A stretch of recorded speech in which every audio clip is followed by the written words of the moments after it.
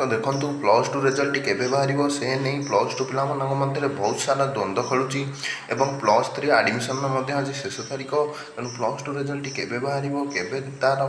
तारीख घोषणा हम से नहीं प्लस टू पिला बहुत सारा द्वंद्व अच्छी से समस्त द्वंद्व को आज भिडियो क्लीयर करदेवी कारण प्लस टू रिजल्ट को नहीं गोटे बहुत बड़ा अपडेट आसी तो देखो समस्त कहते प्लस टू रिजल्ट आपर 21 22 कि 23 तारीख भितर बाहर संवाद पेपर खाली लिखीला 21 कि 22 तारीख भितर आप प्लस टू रिजल्ट बाहर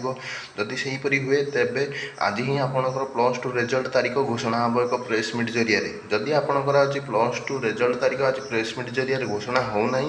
तेरे प्लस टू रिजल्ट एवं बाहर ना प्लस टू रिजल्ट आपंकर यही सप्ताह शेष में बाहर अधिक संभावना रोचे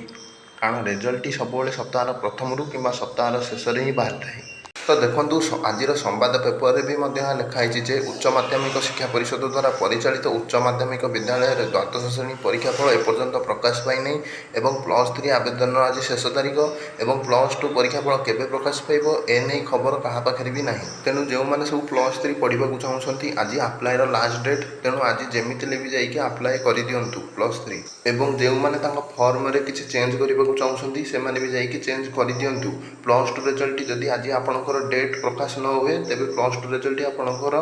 यही सप्ताह शेष ही बाहर अधिक संभावना रोचे। प्लस टू रिजल्ट को लेकिन जेकोसी भी अपडेट आसे सर्वप्रथम आपण मानक चैनल जनईदेवी तेणु चैनल टी लाइक और सब्सक्राइब कर दिंतु।